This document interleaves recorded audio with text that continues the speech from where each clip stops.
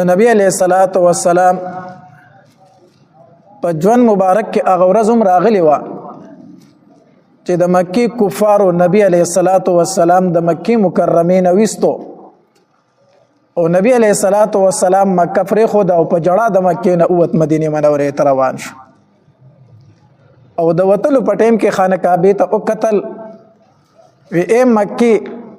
ستا نه مې زړه نه کېږي خو څه وکړم ستا اوسېدونکي ما پتا کې نه پرېږدي او بیا د نبی علیه الصلاۃ والسلام په مبارک ژوند کې هغه ورځ هم راله چې نبی علیه الصلاۃ والسلام دغې مکې د کلي ته د فتح او د غلبې په شان سره رادن نشو او دغه مکه فتح شوله کافر ټول ولاړ دي نبی علیه الصلاۃ والسلام ورته فرمایي ستاسو څه خیال دی زه به تاسو سره څه کوم هغې ورته وي زمونږ نیک ورور او زمونږ نیک وراری چې زمونږ متعلق تا څه فیصله وکړه بس مونږ ته منظور ده نبی علیه الصلاۃ والسلام ورته وفرمایل وی زه تاسو ته هغه خبره کوم چې کومه خبره یوسف علیه السلام خپل وروڼو ته کړې وه لا تثریب علیکم اليوم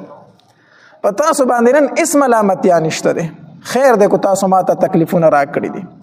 خیر دی که ما سره مو ظلمونه کړي دي خیر دی زما ملګري مو د کلي نه شړلي دي خو څنګه چې یوسف علیه السلام خپل وروڼو ته وی تاسو ملامته نه یئ نن هم زه تاسو ته هم زه تاسو آزاد یو ملامته نه یئ مکه فتح شوله ښه د غلبې په توګه سره نبی علیه الصلاۃ والسلام غوښتل دغه تمام کفار قتل کولی شو خو نبی علیه الصلاۃ والسلام وفرمایل زه ما معاف کړی د خوشحالۍ ورځ و ډېره نبی علیه الصلاۃ والسلام د خانه کعبې سره خوا کې په غولي کې ناستو ابو بکر رضی الله تعالی عنه خپل پلار ابو قحافه د لاسه نیولی دی او د نبی علیه الصلاۃ والسلام خدمت ته یې راوستو د الله پاک پیغمبره دا زما پلار دی او مسلمانېږي نبی علیه الصلاۃ والسلام ورته وفرمایل هلا ترکت الشیخ فی بیتی دا بوډا دی په خپل کور کې ولې نه پرېښود دوره تکلیف دې ورله ورکړو چې د لاسه دې نیولی دی او زما خواله دې راوستو کور کې به دې پرېښی و زه به د ده خواله درغلی وم او دی به مسلمان شوی و ابو بکر رضی الله تعالی عنه ورته وفرمایل یا رسول الله هو احق ان یمشي الیک دی ډېر زیات حقدار دی چې تا ته راشي په دې په ځای باندې چې ته پسې تللی وې زما پلار دی بوډا دی خو مسلمانېږي نو ښه خبردار چې دی ستا خواله راشي نبی علیه الصلاۃ والسلام د ابو قحافه په دې سینه باندې لاس داسې راوکاږو او کلمه ورته وویل او مسلمان شو چې کله مسلمان شو نو د ابو بکر رضی الله تعالی عنہ د پلار بالکل بوډا و ویښته یې سپین شوي و ږیره یې سپینه شوي وه مخ یې چورړي چورړي شوی بالکل بوډا و نبی علیه الصلاۃ والسلام ورته وفرمایل ای ابو قحافه په دې ویښتو باندې په دې ږیره او په دې سر باندې نکریزه لګوه نبی علیه السلام به نکریزه خوښوله په دې ویښتو باندې نکریزه لګوه خو وی توره نکریزه پې چېرته ونه لګئ توره نکریزه پې چېرته ونه لګئ ځکه چې ویښته د بوډاوالي د وجې نه سپین شي که نه بیا پې تور رنګ یا توره نکریزه لګول جایز نه دي بل رنګ ورکولی شي خو سپینو ویښتو ته تور رنګ ورکول دا جایزو نه دي نو نبی علیه الصلاۃ والسلام ورته وفرمایل ابو قحافه دا ویښته دې ډېر سپین شوي دي نکریزه ورله ورکوه خو توره نکریزه پې مه لګوه نبی علیه الصلاۃ والسلام ورته وفرمایل او بیا نبی علیه الصلاۃ والسلام ابو بکر رضی الله تعالی عنہ مبارکي ورکړه وی ابو بکر مبارک شه هغه پلار دی مسلمان شو پلار دی مسلمان شو مبارک شه ابو بکر رضی الله تعالی فرمایي د الله پاک پیغمبره زما دی په هغه ذات باندې قسم چې کوم ذات ته رښتینی پیغمبر را لېږلی مونږ ته یقینا زه د خپل پلار په اسلام ډېر زیات خوشحاله یم ځکه زما د پلار په مسلمانېدو باندې زما سترګې یخې شوې زما زړه ته سکون راورسېدو چې زه پلار خو مې د اور د جهنم نه بچ شو که نه خو د الله پاکه پیغمبره وی کو چېرته ابو طالب مسلمان شوی وی ستا تره که نه په هغې به زه د دې نه زیات خوشحاله شوی وم کو چېرته ستا تره ابو طالب مسلمان شوی که نه زه به په هغې باندې د دې نه زیات خوشحاله شوی وم ولې زما د پلار په اسلام باندې زما سترګې یخې شوې او ستا تره ابو طالب چې مسلمان شوی په هغې به ستا سترګې یخې شوې په هغې به ته خوشحاله شوی ستا زړه ته به سکون راغلی و د الله پاکه پیغمبر ستا خوشحالي ما ته ډېره محبوب ده د خپلې خوشحالۍ نه نو د فتح مکې نه وروسته بیا د ابو بکر رضی الله تعالی عنہ پلار هم څه شو مسلمان شو ابو قحافه د هغه د ابو بکر پلار ته چې کله د نبی اسلام سره ته هجرت وکړو که نه نو ته وی ابو بکر درته څه پرېښي دی که نه وږي نهار یې پرېښودلې سید درته پریخي کنه دی پریخي ما ته ښکاری 400 به ځان سره وړي نو د ابوبکر رضی الله تعالی لورګانو داسې وکړو چې پاغه دری کې داسې کانی خوار کړ واړه کانی د پاسه په کپڑا واچول دي پستر ګړوندو داسې نو د لاسې په او پلار ډیر شي اشرفي راته دی پریخي وګورو تا انګه پیسې نه هغه داسې واړه کانی دغه مطلب دا چې څه پیسې مې پریخسته دغه ته پریخ دي د په دغه ټایم کې مسلمان نه ورسته بیا په فتح مکه کې څه شو مسلمان شو دانګ د فتح مکه په ورځ باندې یو بل لوی سردار د قریش هم مسلمان شو د اسلام عجيبه هم واقعا ډیر عجيبه ده سهيل ابن عمر رضی الله تعالی عنہ دا یو صحابي دی او دا د قریش سردار او ډیر زیات وخيار و خبري به ډیر بلیغ او فصیح صفه خبري به کولی خپل خبري به کولی د عقل خبري به کولی دیو جن په خطیب قریش سره د مشورو د قریش خطیب ډیر وخيار انسان په جاهلیت کې مسلمان نو د فتح د صلح حدیبیه په موقع باندې چې کله د کفارو د طرف نه راغی د نبی رسول الله خواله د نبی رسول الله سره لیکل کول د صلح حدیبیه په موقع باندې نو چې کله نبی رسول الله د اولید کنه نو صحابه کرامو ته فرمایل استاسو معاملې وس اسانه شو استاسو معاملې وس شولا اسانه شو ځکه سهيل ابن عمر راغی دا وخيار سره دی په خبره باندې پويږي دا نور کافر خو خبرم نه پويږي نو دې چې راغی دا ډیر وخيار دی ستاسو معامله اسانه شو نو د فتح مکه په ورځ باندې د خپل زوی عبد الله د نبی صلی الله علیه وسلم خو راولېګو وی دغه پیغمبر نه مال ته پناه واخله دا زوی مسلمان شو عبد الله وی ته دغه پیغمبر نه مال پناه وغواړه چې ما ته سن وایي عبد الله چې راغی نو نبی صلی الله علیه وسلم ته فرمایل وی د الله پاک پیغمبر زما پلار سهيل ابن عمر پناه غواړي نبی صلی الله علیه وسلم فرمایل وی ما دل پناه ورکړی ده نو ورته فنا ورکړی دا دته ما فنا ورکړه او بیا صحابه کرامو ته فرمایل الکه ګوره سهيل ابن عمر ته تاسو په ناکار نظر سره نه ګورئ دته بد نه ګورئ ځکه ډیر وخيار سره دی هغه ډیر عقلمن سره دی هغه ډیر زر خبره نوٹ کوي هغه ته بد نه ګورئ او د عقل به ان شاء الله د یو ځل د اسلام لراولي یو ځل به د اسلام لراولي خیر د کوس مسلمان شوی نه دی د په دغه موقع باندې مسلمان نشو د بیا په غزوه حنین کې مسلمان شو غزوه حنین کې بیا مسلمان شو په دغه موقع کې مسلمان نشو خو نبی علیہ الصلوۃ والسلام نه فنا وغوښتله بیا په غزوه حنین کې مسلمان شو یو ځل د عمر رضی الله تعالی عنہ دور خلافت او امیر المؤمنین نو خلک ور سره میلاوي دو پای ورځ باندې ګڼ ډیر خلک ورته په دروازه کې ولاړو نو د مکی لوی سرداران هم ولاړو د سهيل ابن عمر په خپل هم ولاړو او دا رنګ صہیب رضی الله تعالی بلال رضی الله تعالی د غریب صحابه کرام هم ولاړو دیم ولاړو نو عمر رضی الله تعالی د دن خپل نوکر رولېګو وی بلال او صہیب او دغه شانتي نور کم بدري صحابه کرام چې دی غوته و چې دن ناراضي دنه ملاقات لا راشه نو صہیب رضی الله تعالی او بلال رضی الله چې دنه نه وتل کنه نو ابو سفیان رضی الله تعالی په ورکه ولاړو د مسلمان شیخ په دروازه کې ولاړو او د سهيل ابن عمر هم ولاړو نور قریش هم سرداران ولاړو د ابو سفیان رضی الله تعالی یو خبر او کړی دا خصوصا ډیر عجیب غونته منظر نه ما عجیب غونته کاری نه ما هغه صہیب او بلال او کم چې غلامان دي هغه دنه کړی شو او د مکه سرداران چې هغه په ورکه انتظار کوي ولاړ دي دا عجیب غونته کی خبره ده نو د سهيل ابن عمر ته خبر وکړه اے ابو سفیان اے د مکه سردارانو وره یو خبره زه چې تاسو ته ګورم تاسو په مخ باندې ډیره غوسه دی ما ته پته ده چې تاسو غوسه ولاړی چې دا عمر څخه کوي غریب صحابه مخ کې سرداران پری دي زه تاسو په مخ باندې یو غوسه ما تخکاری اینما خو یو خبره ووري د دین اسلام دعوت په ما باندې پېښو په تاسو هم پېښو په دي غریب صحابه کرام هم څه شو پېښو د دین اسلام دعوت مونږ ټول ته پېښ کړو شو نو دې خلکو ورمنډ کړ دوی اسلام راوړو ما او تاسو د دې پیغمبر جګړو ته مټي واله مونږ هغه دعوت رد کو مونږ جګړه شروع کړې او د غریب صحابه کرام سو کړل داري کې هغه دعوت قبول کو وی قسم په الله کم شرافت چې دغه صحابه کرام ته نصیب شوی دی کنه هغه نه مونږ محروم پاتې شو مونږ اسلام په اول وخت کې رد کړو دوی قبول کړي دوی د نبی رسول الله په مرګتیا کې جنگي دي مونږ د نبی رسول الله خلاف جنگي دي مونږ د نبی رسول الله خلاف جنگي دي نو دې خبره ده چې تاسو په دې باندې خپکیږئ ما ها دغه شرافت مونږ نه دغه مونږ محروم پاتې شو یو طریقه ده چې دغه شرافت او دغه فضیلت مونږ دوباره حاصل کو څنګه به حاصلو چې مونږ د الله په لار کې jihad وکړو بس د الله په لار کې jihad وکړو شهیدان شو دا خبره وکړه او دغه کې زین روان شو خپل تقریر چې ختم کو دغه زین روان شو وی قسم په الله زه خو د الله په لار کې jihad کوم تر هغه پورې چې تر څو پورې شهید شوی نه روان شو سره د خپل اهل او عیال او jihad له اوته بیا د رومیانو خلاف په جنگ یرموک کې د شهید شو د سهيل ابن عمر رضی الله تعالی په جنگ یرموک کې شهید شو. او چې کله د اسلام راوړلو نبی علیه الصلاۃ والسلام ته دا خبره وکړه وی د الله پاک پیغمبر څومره مال چې مې د کافرو په مرګتیا کې ستا خلاف لګولې اوس به دومره ستا په مرګتیا کې لګو څومره مال چې مې ستا خلاف لګولې د هغې دوجن به ستا په مرګتیا کې لګوم او څومره جنګونه مې چې ستا خلاف کړي د هغې دوجن به ستا په مرګتیا کې کوم. نو دا سهیل ابن عمر رضی الله تعالی عنہ په دغه ورځ باندې بیا څه شو فتح مکه په ورځ باندې دی هم مسلمان شو. دا رنګې د ابو لهب دوه زامن عتبه او معتب دا د ابو لهب زامنو هغه تر د نبی علیه السلام چې د نبی اسلام ډېر سخت دشمن ابو لهب د هغه دوه زامنو عتبه او معتب دا دواړه کافرو. نو چې کله مکه فتح شو که نه نو نبی علیه الصلاۃ والسلام د عباس رضی الله تعالی عنه نه تپوس وکړو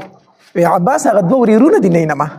عتبه او معتب دواړه نه نما چېرته د ابو لهب هغه زامن هغه چېرته ما ته په سترګو باندې ښکاره نه شو. نو عباس رضی الله تعالی عنه فرمایل وی وراره هغه به هم چېرته د قریشو سره پټ شوي نو قریش چېرته پټ شوي دي چې دوی به ورسره هم پټ شوي نو نبي علیه الصلاۃ والسلام عباس رضی الله تعالی عنه فرمایل وی ترو دا دواړه مال را پیدا کړه د خپل ورېرونه مال را پیدا کړه هر چېرته یې مال یې راوله. عباس رضی الله تعالی عنه پسې ګرځېدو حتی در دې پورې چې عتبه او معتب د ابو لهب دا دواړه زامن یې پیدا کړو. چې پیدا کړو وی ورېرونه راځئ چې زه تاسو د خپل بل وراره سره میلاو کړم هغه محمد زما وراره دی صلی الله علیه وسلم هغه تاسو دواړه غواړي راځئ تاسو. دوی چې دواړه رالو او د نبی علیه الصلاۃ والسلام مخې ته څنګ کېناستو کلمه یې وویله اشهد ان لا اله الا الله واشهد ان محمدا عبده ورسوله. نبی علیه الصلاۃ والسلام ورته کلمه وویله او دوی کلمه وویله. بیا نبی علیه السلام دا یو په یو لاس کې ونیو او دا بل په بل لاس کې ونیو داسې د لاسونو نه یې ونیول او د خانه کعبې د دروازې دا درشل نه ده دې له لاړ نبی علیه الصلاۃ والسلام ملتزم چې ورته ویلی شي. نو نبی علیه الصلاۃ والسلام دوی دواړه د لاسونو نه ونیول او د خانه کعبې د دروازې له لاړ د درشل له ملتزم له او دې سره دغه شانتې لاسونه د دوی هم کېښود او د خپل لاسونه هم په دغه درشل داسې کېښودل نبي علیه السلام او دعاګانې وغوښتې ډېرې اوږدې دعاګانې د دوی دپاره وغوښتې او چې دعاګانې وغوښتې که نه او د هغې ځای نه څنګه را روان شو نو چې عباس رضی الله تعالی د نبي علیه السلام د مخ مبارک ته وکتل نبي علیه السلام داسې مسکې کېدو سخت خوشحاله په دې مخ باندې سمه خوشحالي وه د نبي علیه السلام. نو عباس رضی الله تعالی ته فرمایي وایي محمد وراره صلی الله علیه وسلم په دې مخ دې ډېره خوشحالي وینم الله دې ټول عمر داسې خوشحاله لره څه وجه ده چې دومره خوشحالېږي نه نو نبی علیه الصلاۃ والسلام ورته وفرمایل عباسه ما الله ته درخواست وکړه چې الله ما له د ابو لهب هغه دوه زامن خو راکړه که نه عتبه او معتب خو راله راکړه که نه الله تبارک وتعالی زما هغه دعا قبوله کړه چې د الله پاک پیغمبر دغه دواړه مې تا ته هبه کړو دا مې تعالی درکړو وی الله زما هغه دعا قبوله کړه وراله مسلمانان شو خوشحالېږم ځکه چې د ابو لهب دوه زامن مسلمانان شو. نو د فتح مکې په ورځ باندې بیا دوی دواړه څه شو مسلمانان شو. بهرحال داسې ډېر کسان د فتح مکې په ورځ باندې راتلو یو براتو او مسلمانې ده هغه کسان هم راله مسلمانان شو چې کوم د نبی علیه الصلاۃ والسلام د سر دشمنان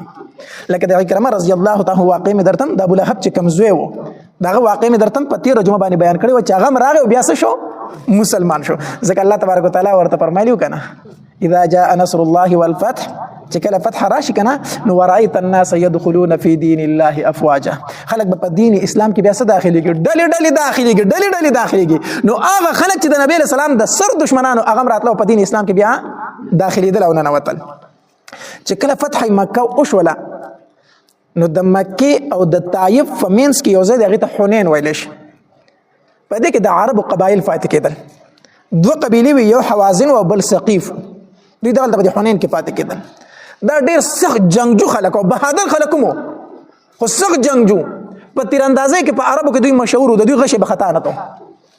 بس خپلو هلکانو له به د وړوکوالي نه د تیراندازۍ ټریننګ ورکو دا ډېر سخت جنگجو خلک وو. نو چې کله مکه فتح شوه نو د دوی سره یره پیدا شوه چې مکه خو د پیغمبر فتح کړه هسې نه چې اوس په موږ باندې حمله وکړي چېرته زموږ نمبر نه شي. نو د دوی چې کوم سردار و مالک ابن عوف نصري دو 100,000 لښکر تیار کو 100,000 لښکر تیار کو وی راځئ چې په مکه باندې حمله وکړو دغه پیغمبر ختم کو ورنه دی په موږ باندې حمله کوي نو د 100,000 لښکر تیار کو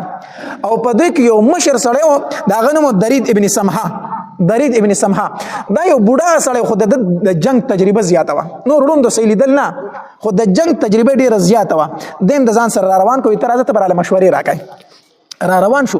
چې را روان شو دی مالک ابن عوف د خپلو 100,000 لښکر چې کوم کنه دوی ته وویل وی د ځان سره به څاروي را روان کوي د ځان سره به ښځې را روانې کوي د ځان سره به بچي را روان کوي هر څه به د ځان سره را روان کوي چې یو سړی د میدان د جنګ نه بیا تښتي نه ځکه کو تختی نو بچی می پاتې کیږي خزه می پاتې کیږي دا به د ځان سره راولي ورستو بس شی پرې دی نه چې زه به وتختمل ته خزه بچول به ځان ورسوم چې سدي هغه ځان سره راولي چې د لخر نه وسړی ورستو کیږي د جنگ نه او حتی در دې پوری چې دای ورته وویل وی د تورو د تیکی نه دي د مات کوي د تورو تیکی مات کوي ورتاو کوي چې دا نه چې تورو به واپس پتی کې एकदम منډه به وخم نه تیکی د تورو مات کوي ورتاو کوي دایم مات کړم را روانو مقام اوتاس ورته ویل شي هغه ځای ته رسیدل مقام اوتاس ته چې کله دوی رسیدل دې درې تاسو کو د مشر سره چې ځان سره روان کړو د جنگ لپاره دې مشورې راکې د ورته وی مالي اسمع رعاء البغير زه د وخانو غرلاړې اورما د بيزو اوازونه اورما د خرو اوازونه اورما د ماشومان جلاګانی اورم د خزو خبري اورم دا سدي اسغه غواته جوړ کړی دا نو خلکو ورته ویل دا مالک ابن عوف خپل لخر ته ویل چې ځان سره به د ارس را روانه وي خزي بچیم را روان کړی دي نو دې درید وته ویل چې د بیوقوفه کار کړی دي څه غلط کار کړی دي ځکه کو تاسو فتح مونته وي خدا خزي بچي بدر پسې راغلی وو خو کو شکست اخرى نه د دوی بس کیږي چې تاسو ځان سره دار روان کړی دي د دوی بس کیږي کو تاسو شکست خوردا تاسو کم نو خيار توپ کار کړی وې دا فورن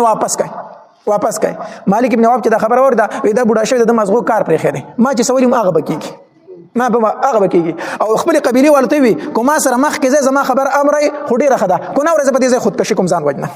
د سرداري ویل خبر ته ځان مو وجنه مونږ در سره زو چې سکیږي با دلته نبی عليه الصلاه والسلام ته خبر را رسیدو چې حوازن او ثقيف استاد جنگ د پر روان شي په مکه باندې حمله کوي نبی عليه الصلاه والسلام یو صحابي ولګو وی ته له معلومات واخلا چې معلومات وکړو د الله پاک پیغمبر ډیر لوی لخر روان دي په مکه باندې حمله کوي نبی عليه الصلاه والسلام دلته 2000 لخر تیار کړو صحابه کرام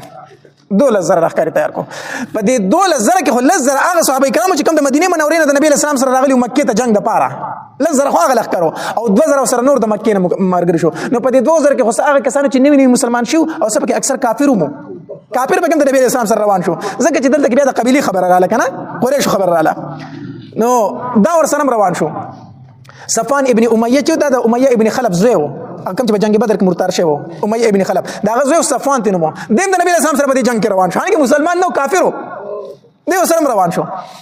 نو 2000 لخر روان شو چې دی په لار باندې تلنه د کسانو د خلینو د الفاظ اوتلو وینن خو به موږ د لګوالي د وجنه چرته شکست نمو نن موږ د لګوالي د وجنه به شکستو د 2000 کسانی او اسلحه را سره شته دي اسلحه را سره شته دي نو موږ نن څنګه شکست ورو مخکې به موږ لګو اسلحه به را سره نه وي دا خبره پکې د بعضی کسانو د خلینو وته خدا د هغه صحابه کرامو د خلینو نه چې کوم پاخه صحابه پاخه ایمان والو دا خو پکې یا نوی کسان مسلمانان شو چې دا وی هغه دغه مضبوط نو عقیده دا وی د خلینو پکې دا خبره سره ولا وته وینن خو موږ د لخر د کموالي د وجنه شکستو نخرو چې دا خبره وکړه دا خبره الله تبارک وتعالى ته نه خوښ شو الله تبارک وتعالى ته نه خوښ شو چې ها تاسو په خپل ډیروالي په کموالي باندې دغه کوي چې موږ کو ډیری جو بیا به شکست نه خورا کولی بیا به سخرو تاسو 314 کسان وایو تاسو زرو کسانو ته شکست ورکړی دی نو د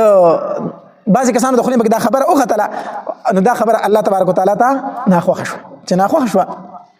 دا غي اثر په نور صحابه کرامو باندې مو شو دا خبره یاد ساتئ چې د مجلس اثر وی د مجلس وی اثر وی ستا ملګری نیکان وی پتا باندې به د الله رحمتونه خو کو ستا په ملګرو کې یو بد سړی وی کنه دا غي نقصان ګوري تا تر راسي اگر چې ته په خپل بد نه یو ځل نبی عليه الصلاه والسلام په مانځ باندې ولاړو مونږ وکړو نو په قرات کې لګ ګډ وډ شو قرات کې ګډ وډ شو نو چې نبی عليه الصلاه والسلام سلام وګرځاو نو په ما پسې داسې کسان ودري کې چې هغه او داس په سمې طریقې سره نه کوي بیا دغه اثر په مونږ باندې همي نبی رسول الله فرمایي چې دغه اثر بیا په موږ باندې هم زما په تلاوت کې بیا ګډوډواله راځي نو دا مطلب نه چې نبی رسول الله پسې شاته بیا د خلک ولاړو خود ناس یې کسان پکې ولاړو چې هغه او د په خي طریقې سره نه وکړي په خي طریقې سره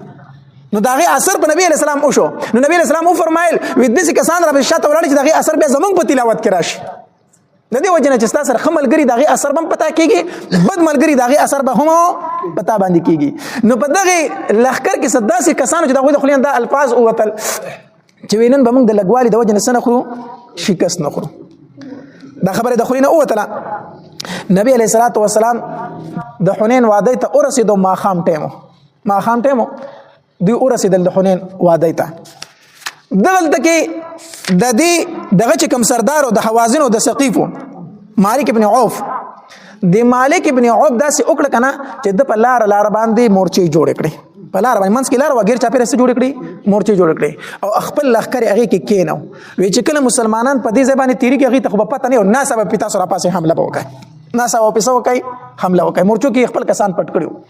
نو نبی رسول الله سلام دغه وعده ته ماخام ټیم ورسېدو او د شپې مزل وکړو او چې سحر غونته کې تیار و په دغه لار ورننوتل ورته راخېدل غیر چا پر نه په حمله شروع کړ را پاسې د لغه شو باران شروع کو توري چلول شروع کړو صحابه کرام ته پته نه و چې په دې ځای کې دوی ناشتي کنه دوی په حمله وکړه صحابه کرام ټول تاس نشو د نبی رسول الله سلام سره لس یا 12 کسان صرف مسلمانان پاتې شو چې باغی کې یو ابو بکر او دویم عمر او دریم علی رضی الله تعالی عنهم اجمعین او عباس رضی الله تعالی عنه سره او ابو سفیان رضی الله تعالی عنه سره دا څو تنه د نبی رسول الله سره پاتې شو نو ټول تاس نشو د نبی رسول الله سلام تر چې دی عباس رضی الله تعالی عنه هغه د نبی رسول الله د خچری د واګینی ولوي نبی رسول په دې ټیم کې په سپینه خچره ناستو د نبی اسلام د خچری هغه واګنی ولوي او ابو سفیان د نبی اسلام د ریکاب نیولې د خپل په دې ځین کې نشي کې خدل د ریکاب نیولې ده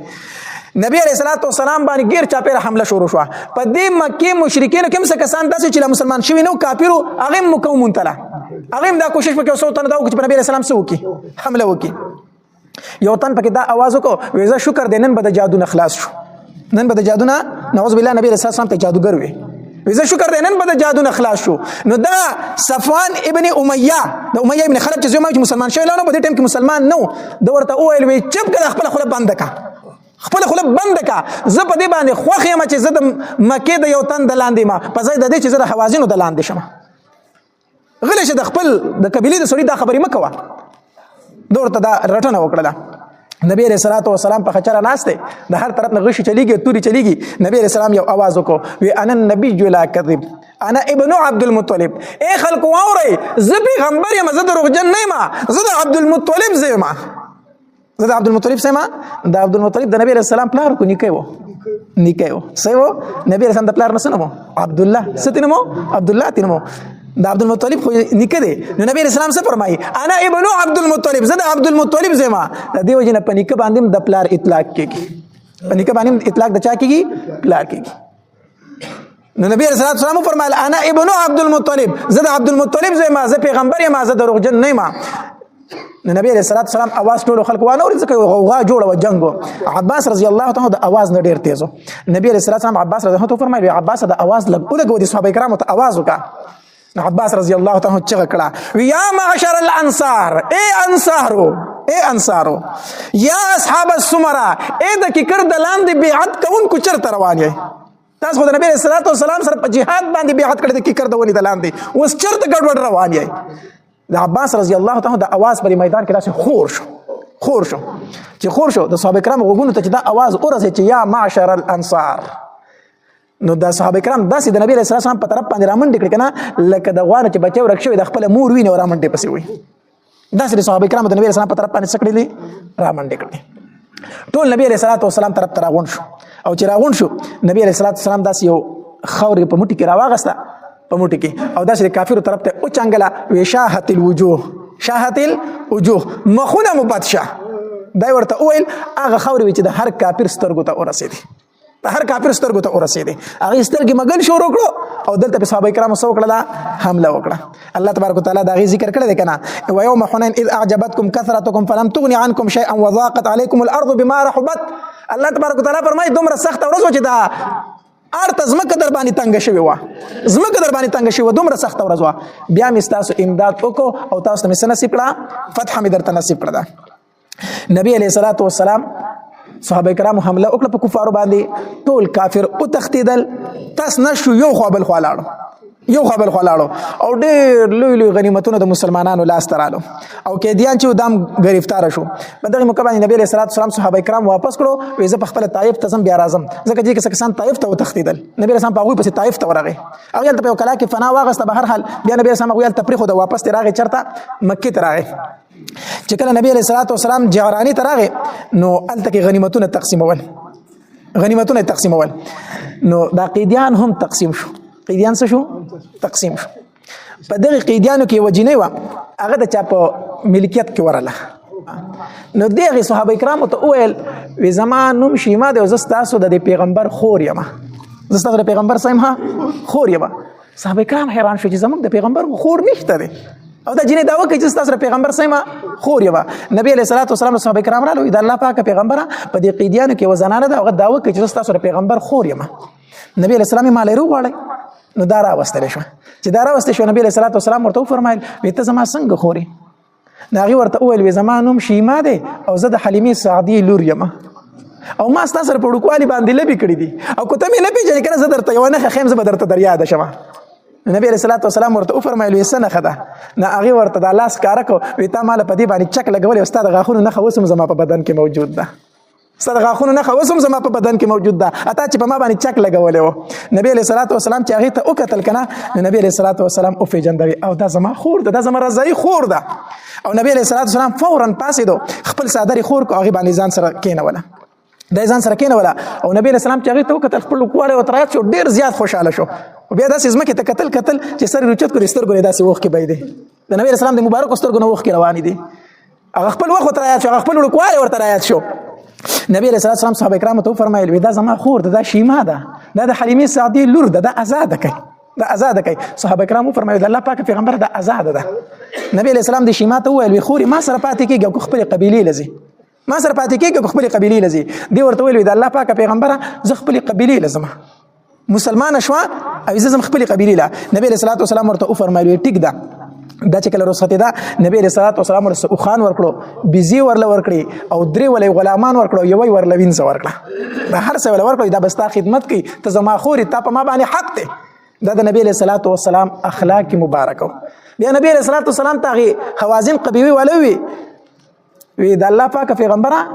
تا خو ستا هغه رضایي مور هم په مونږ کې موجود ده، تا زمونږ قیدیان نیولي دي، ستا رضایي مور مونږ کې موجود ده، حلیمه سعدیه ده،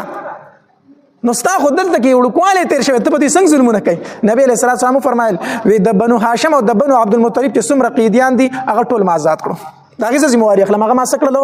آزاد کړو او نور خو ما تقسیم کړي دي نو هغه به د هغوی نورو خلکو نه تپوس کوو نو هغه د هغوی اوس ملکیت دی. خو تاسو د مانځه نه وروستو اواز وکئ او تاسو به وایئ چې زموږ قیدیان موږ ته آزاد کوي ځکه دا د حلیمې سعدي د خاندان خلک دی دا به ووایي. او نبي علیه السلام وفرمایل زه خو به سپارش وکړم.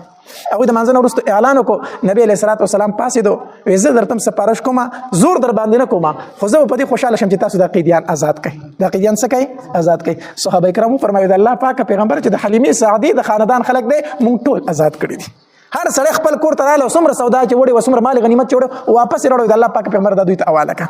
دا دوی ته څه کړه حواله کړه.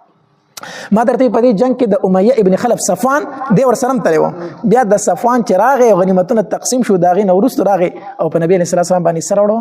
ایمان دی مسلمان شو. ګوره دا د نبي علیه السلام اخلاق مبارکه دي. دې غذا نه تاسو ته معلوم شوي که نه د نبي علیه السلام اخلاق مبارکه. په جنگ کې مالی غنیمت راغلی نبی علیه السلام کافرو ته څه کړی دی؟ واپس کړی دی. دغه صفوان ابن امیه چې د نبی علیه السلام سخت دشمن و خو چې د نبی علیه السلام اخلاقو ته وکتل نو څه شو؟ مسلمان شو. خپل اخلاق لږ ټیک کول غواړي. زمونږ اخلاق داسې دي که نه چې د خولې نه خو خبره راوځي که نه نو هغه کافر وایي مړه د دې نه چې کافر یم ښه ده دا څه مسلماني د دې خبرو ته وګوره د دې اخلاقو ته وګوره. هغه د نبی علیه الصلاۃ والسلام اخلاق مبارکه داسې چې کافر به ورته کتل هغه به مسلمانېدل هغه به مسلمانېدل. نن زمونږ اخلاق داسې دي چې زمونږ خبرو ته ګوري زمونږ کردار ته ګوري زمونږ گفتار ته ګوري زمونږ افعالو ته ګوري هغه کافر په خپل کفر باندې شکر وباسي. دې حد ته موږ رسېدلي یو. نو موږ د پیغمبر نوم اخیستونکي یو موږ دعوه کوونکي یو چې موږ د هغه امتیان یو موږ مسلمانان یو موږ له خپل اخلاق ښایسته کول پکار دي.